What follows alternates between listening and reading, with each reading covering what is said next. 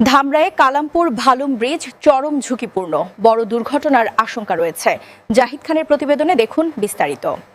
ধামরাই উপজেলার কালামপুর এলাকায় অবস্থিত ভালুম ব্রিজটি বর্তমানে চরম ঝুঁকিপূর্ণ অবস্থায় রয়েছে। প্রতিদিন সাধারণ মানুষ, রিকশা, অটোরিকশা ও ভারী যানবাহনের চলাচলের কারণে যে কোনো সময় বড় ধরনের দুর্ঘটনা ঘটতে পারে বলে আশঙ্কা করছেন এলাকাবাসী।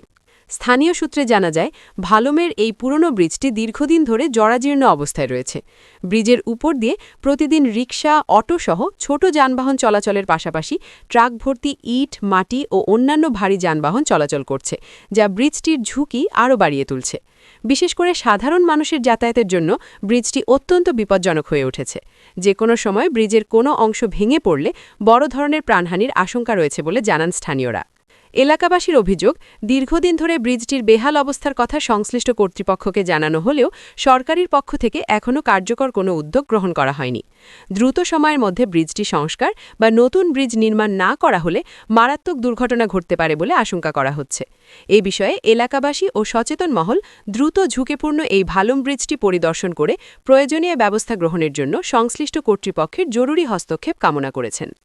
অনেক সমস্যা ভাই, এই যে এর আগে ওই যে এই জায়গায় ভাই গাড়ি পড়ে গেছিলো, ভাই ফাইল সরে গেছিলো, পরে এই যে এবার প্রতি 3 মাস 2 মাস পর রিপেয়ার করতেছে।